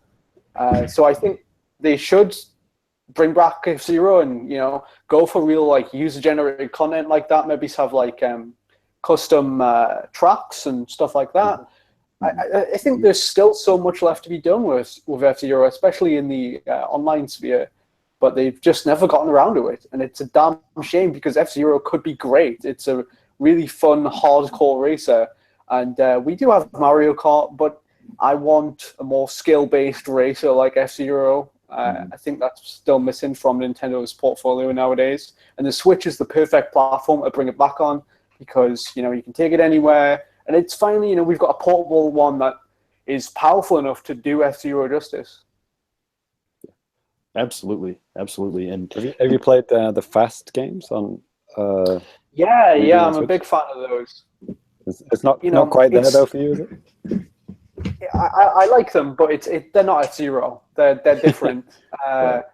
And F-Zero had a lot more. I love those games, but they are still a little bit generic. They don't have the character that F-Zero had with all its crazy, crazy weird characters like Blood Falcon and this. There were so many. If you ever played GX, there are so many weird little characters in that game, and it was full of just weird Japanese personality.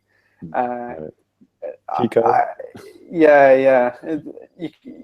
could talk about them all day. And I always loved the sort of the TV presenter at the end of each. Every time you win a Grand Prix in F-Zero GX, a TV interview would take place, and you control the interview, and you'd ask the racer questions, and they would give a different answer based upon what question you asked or whatever. And I always thought that was really cool. Huh. Man, I totally forgot about that. Yeah, me too. Crazy. Yeah. I mean, there were those GBA games as well. You're talking about like, this is the first, good portable game. Yeah, because all the GBA games were pretty bad. There's like the first. I liked F-Zero GP Legend. I don't know if anyone here played that. Oh man, I just know of it.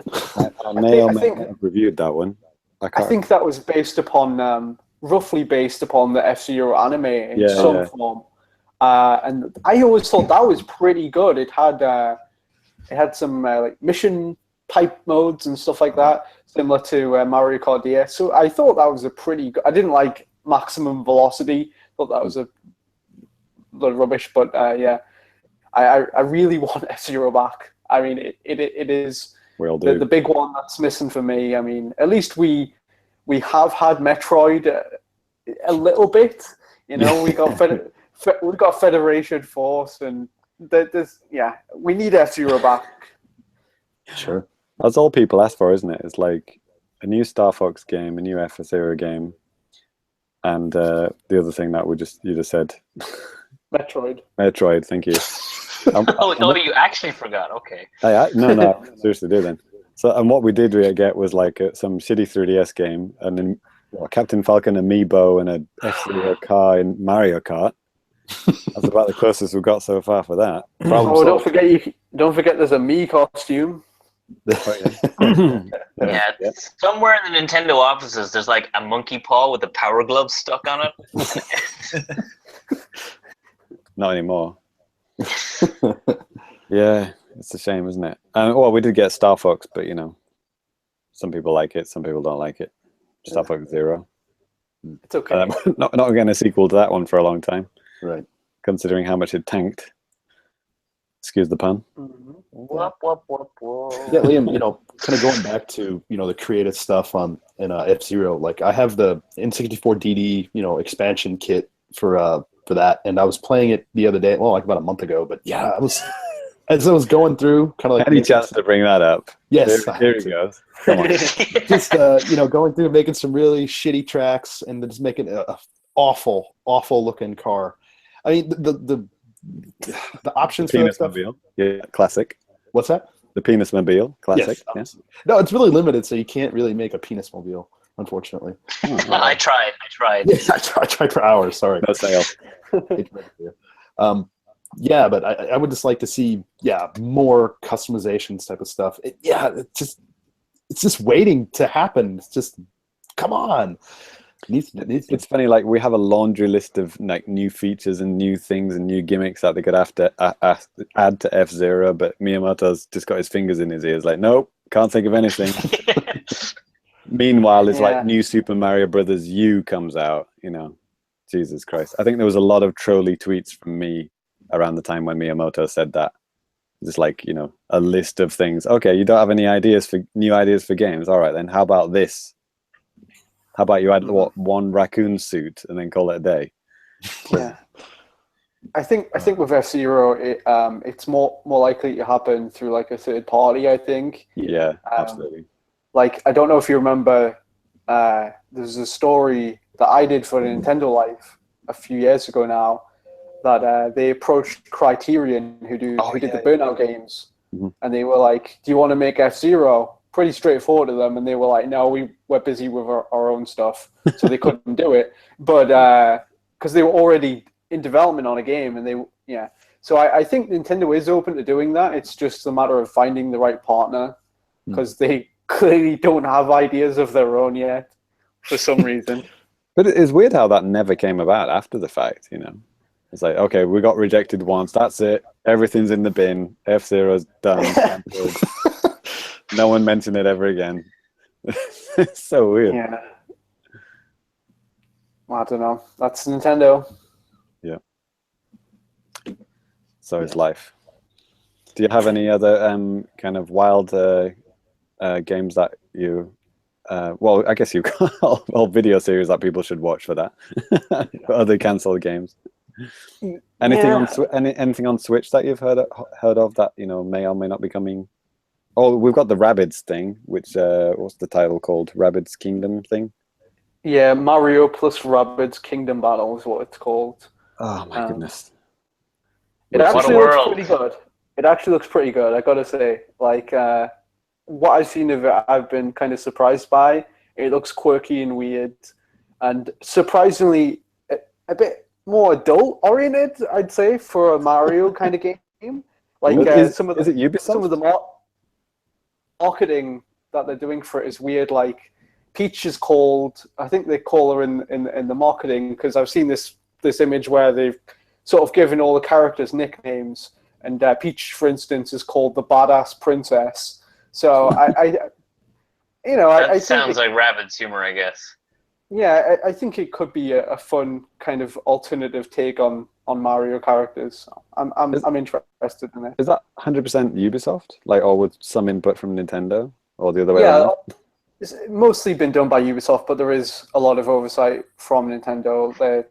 They're watching it closely and making sure they're not doing anything too crazy. But all of the humor in this game so far, for everything I hear about it, is very, very weird and not anything I'd expect to see in your typical Mario game. So they are clearly getting away with a lot of things here. Like I heard there's just to give you one example, I heard there's a Donkey Kong boss in it that dabs or something, and there's a rabbit dressed as Princess Peach who has an obsession with taking pictures on her phone, and like when one of the boss dies or something, she takes a selfie of herself with the boss dying or something like that. It's like Bayonetta or something. Like, what's that about? Yeah. it's very weird. But I'm interested in seeing Nintendo kind of go out of their comfort zone with that kind of crossover. I think it could be quite fun. It's a RPG, like a action RPG kind of thing. I heard it's a tactical RPG, similar to Fire Emblem and Final Fantasy Tactics. This just keeps getting weirder. What the heck? Well, they had that Pokemon Nobunaga game, which was like a similar kind of strategy thing, right?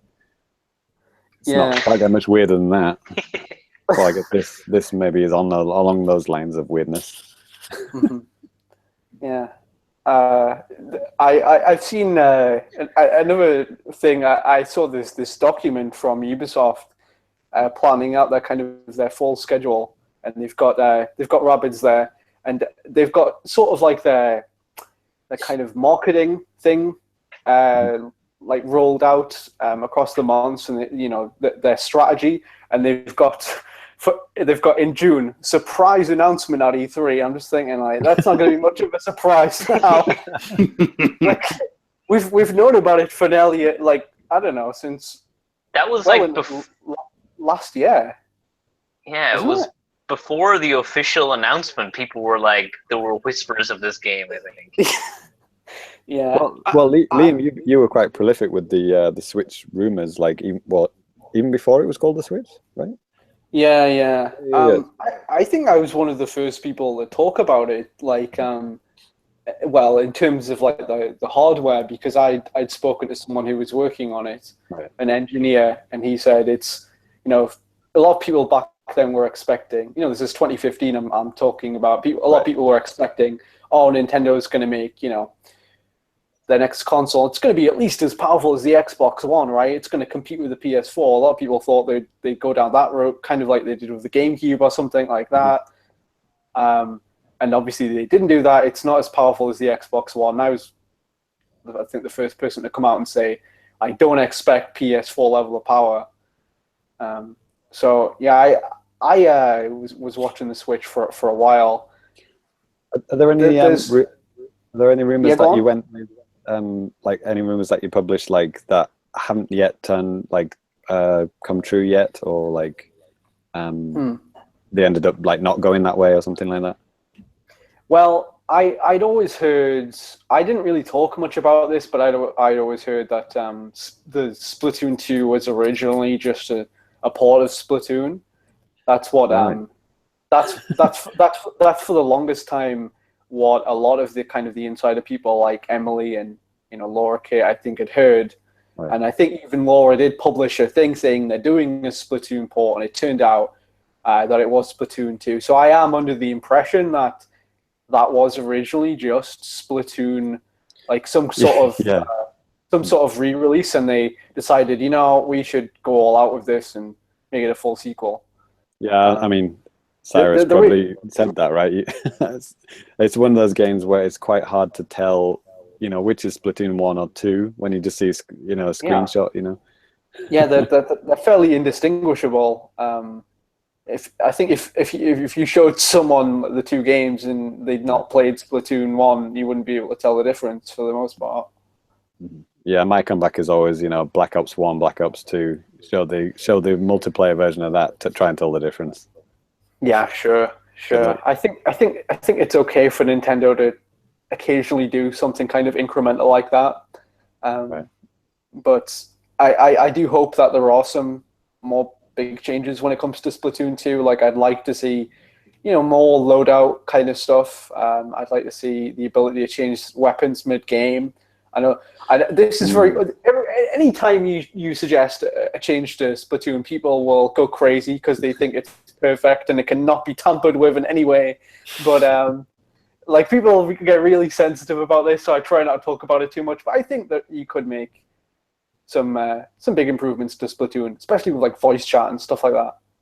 I'm fine with like not being able to change it in the middle of the match. I mean, we've talked about this on this show quite a lot, but because the matches are only 3 minutes long, but you have to be able to change the weapons between matches. That is just a given. I mean, it's kind of ridiculous that you couldn't do that in the first one. Yeah. So yeah, I'm sure they'll fix that. Yeah. Gulp.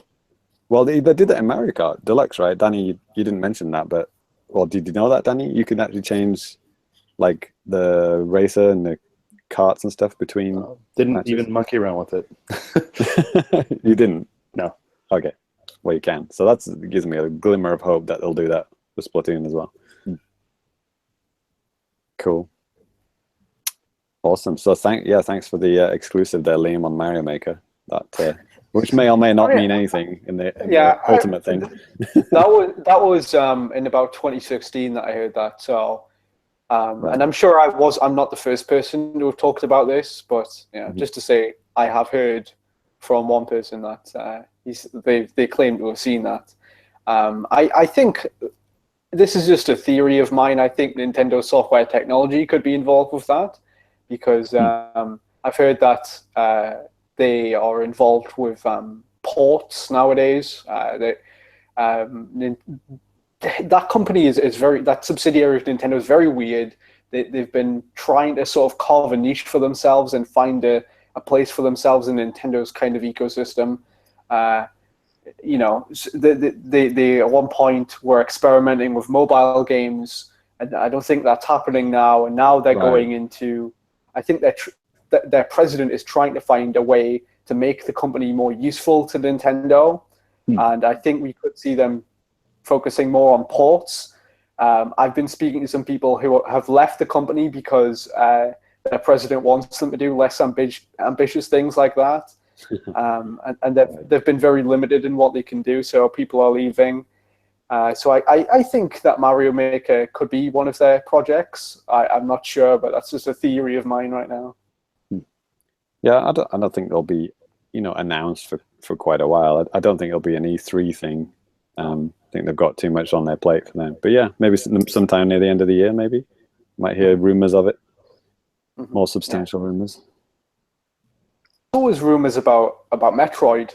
I mean, there's not a lot to say about that, but there are like a couple of companies that are pretty consistently I will hear about, like third-party companies are continuously linked to a Metroid project. I don't want to talk too much about it because people will like hold me up on it later, and it is the rumoriest of rumors, but there is more talk of Metroid than I can ever remember there being. So I do expect to see a Metroid game soon. Well, what is Retro doing then? Is it just the barbecue simulator? Because that's all they seem to tweet about. Texas barbecue. Retro is interesting. Retro is like impenetrable when it comes to leaks. Nobody can get anything out of Retro. That's why people are analyzing the JPEGs of the meat on their barbecue. It's like, I think I saw the Metroid 4 logo in the brisket. Is that some prime rib you've got there? Yeah, exactly. Silver foil, put it on your head. So yeah, you don't know anything about what Retro is doing. No one does, I guess. I'm more inclined to say that they'd be doing an original thing myself. That's where I've always have had my flag planted on that. I heard this is going back a couple of years now, so things might have changed. But I always heard that Yoshio Sakamoto, the Metroid guy, was involved with Retro doing their next project. That's what I've always heard, but I don't know if that's true. That is a rumor going back 2 years or so now. So, I mean, I guess if Sakamoto comes out at E3 and he's like, "Hey, here's the next whatever," then I guess that was true. But otherwise, I don't know. That's all I know about Retro. Donkey Kong Country Returns 3. That's all I gotta say. I hope not. Reggie comes out with a Metroid pin on and announces that. Like an asshole. God. It's the biggest troller ever, that guy. Cool. Yeah. Awesome. So, Danny, does that wrap it up for a show? Yeah, I think it does. We do have a little bit of feedback, and Ian, feel free to tune out at this point. We're just like reading about what people are saying about us. I'll hang around. Okay. So, feedback. If you want to have your email, comment, complaints, criticism, whatever. read out on the air. There are several ways that you can get a hold of us. One of them is via email. You can email us at thefamicast@gmail.com. You can get a hold of us on Twitter. We are at the Famicast. We're on Facebook. Search for the Famicast. Am I missing anything, James? Well, maybe we should go through it because we've got so many places where people can actually comment. We actually had to categorize them now. Yeah, we did. Categorize the comments. So the first category is tweets, like Danny said, at the Famicast. And so this one is from at Nintendo Nick, which I believe he has his own podcast, right? The Nick podcast. Oh, the Nick's cast. The Nick's cast, yeah. He says, this is about the last episode. Great first episode to the new and improved Famicast. Did we ever promise it was improved? I can neither confirm nor deny that. He said he laughed out loud a lot and good to have us back. Thank you, Nick. And another one from Blaine Dow. He is some guy on Twitter. Actually, I know Blaine. Oh, you know Blaine? Yeah. Okay. Yeah, he listened to us on Stitcher, which we forgot to mention in the last episode. Yeah, you can actually listen to us on Stitcher. I don't know what Stitcher is. Yeah. Is that something Americans do? Yeah, for people that, okay. It's kind of like an online streaming type of radio service, and that's just another avenue that you can listen to the show.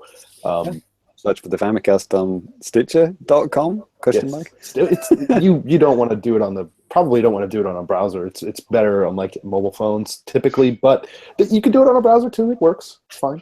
Okay. YouTube comments, youtube.com/the Famicast. We don't actually have any this time, but just thought quickly mention that you can add it to, for example, this video. If you're watching the video version, you can add comments to this one. We'll get them.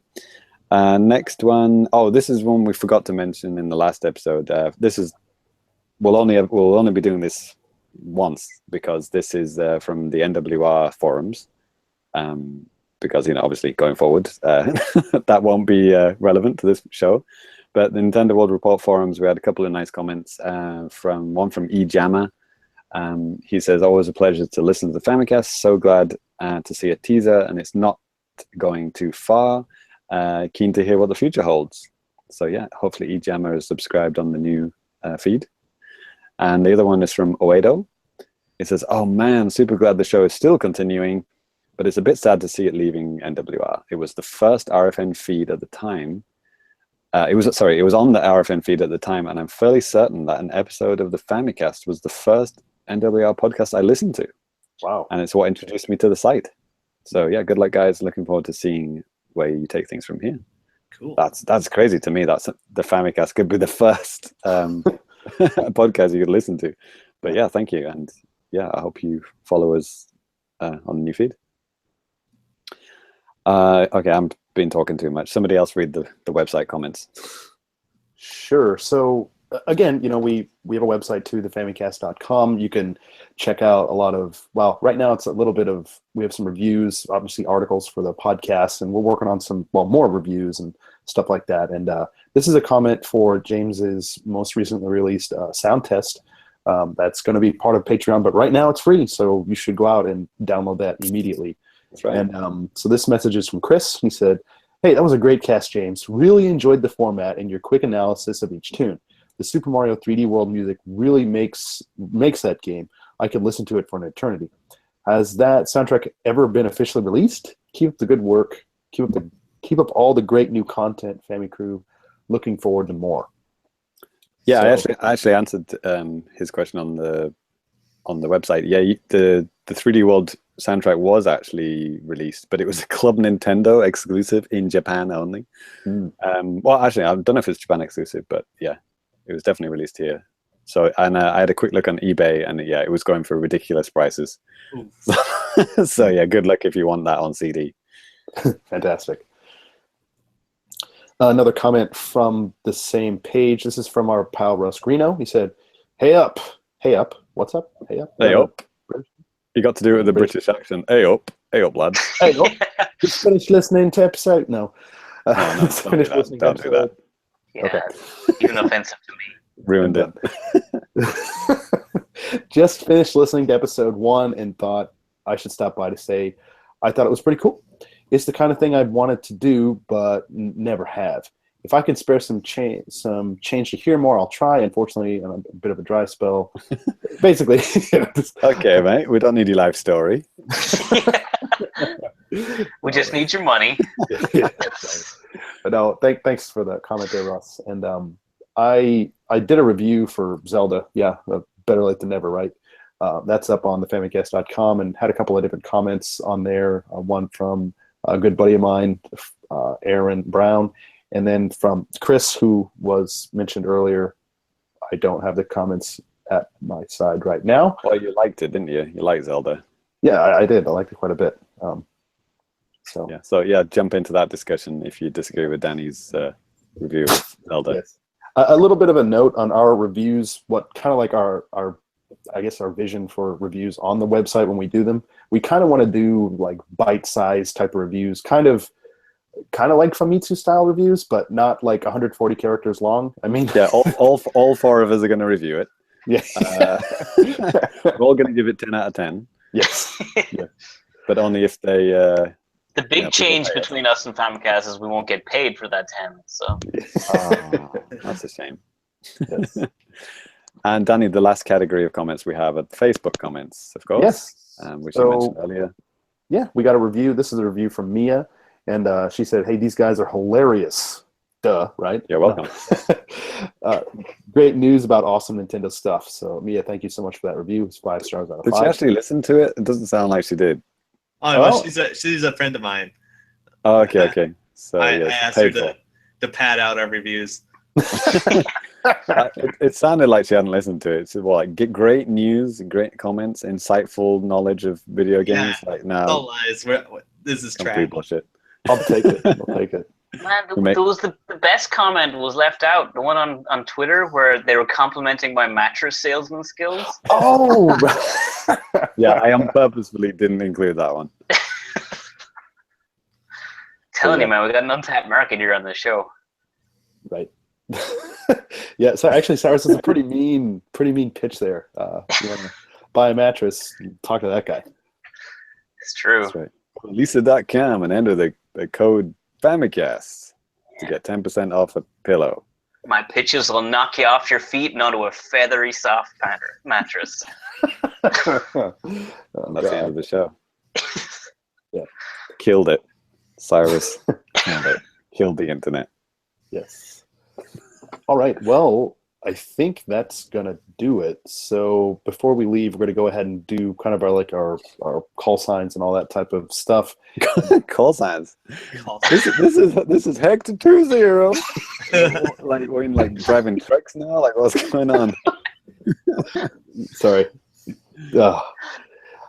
If you want to follow me, you can follow me on Twitter at DannyBiv. No Z. No. Okay. Yeah, that's it. James, how about you, man? I'm NoFatChick666 on my trucker handle, but on Twitter I'm at FamiComplicated. Mm-hmm. Mm-hmm. All right, and Ty. All right, my code name is Sex Laser. But okay, my Twitter is Super Cat Drugs. Feel free to watch my Twitter for, I don't know, haunted video games and fighting game stuff. Sweet. Yeah. And Cyrus, how about you, man? My handle is at Celsci, where I talk about mattresses sometimes. One does. All the time. Yes. And Liam, where can we find you? And also, what are some, basically talk about a little bit of the stuff that you do for people that don't know, which they're probably pretty dumb if they don't, but let's do it anyway. Okay, I research games that have never been released and stuff cut out of video games. I'm part of a site called unseen64.net, but my Twitter is at Dr_Cupcakes. Mm-hmm. And you can find me on YouTube at youtube.com/Liam Productions, where I do all sorts of research about games that have just come out, kind of projects that have gone awry, like the most recent Mass Effect. I did a video about that. And nice. I just recently talked about this Sonic kind of hoverboarding game that may or may not have been the predecessor to Sonic Riders.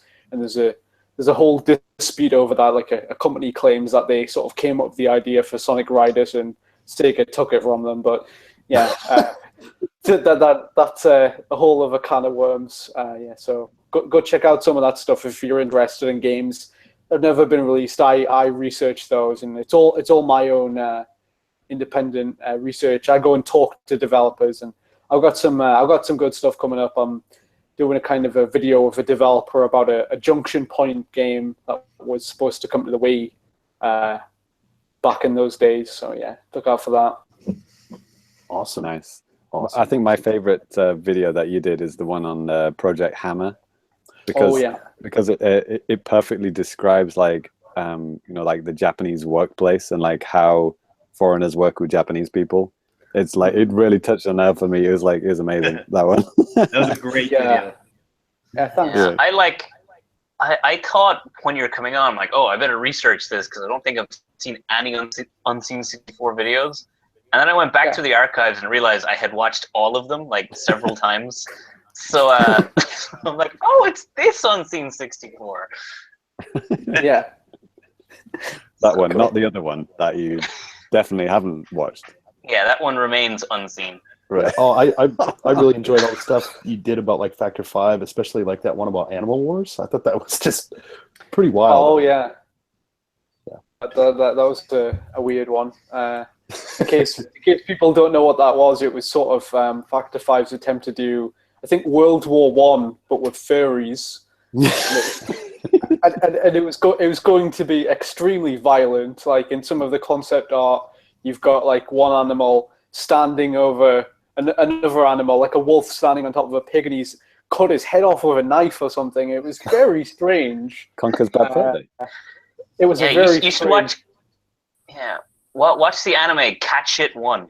That's a.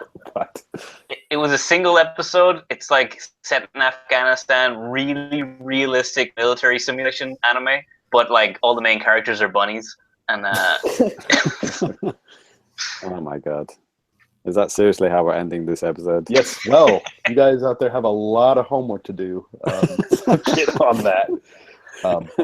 What, to wash their eyes and ears out? After Absolutely. What Cyrus just said. Well, to maybe rinse that a little bit out of your palate. For the audio listeners, you're going to be catching our outro theme. Again, it's a variant of the intro theme that was made by Perry Burkham. It's freaking awesome. Thank you so much, Perry, for getting that together. And, I'm really loving the new theme. Yeah. Perry's the man. So now we have two themes by Perry, Fake or Real. Yeah. Which has to make a comeback at some point, I guess, on this new feed. Yes. Right, Ty? Absolutely. Cool. Awesome. But yeah, all right, it's one of the new special episodes. It's like 3 hours of Fake or Real. It's like, Oh, no one's going to pay for that. I had that idea. Oh, that'd be rough. Game 406. Fake or Real. Gunshot. Bueller. Well, I think we're this is probably one of the longest outros we've ever had. But Thanks, Danny. I guess maybe we'll go ahead and call it a night. But thank you for listening. Thank you again, Liam, for coming on, and we'll catch you guys next time. Peace out. Peace. Peace out. bye-bye.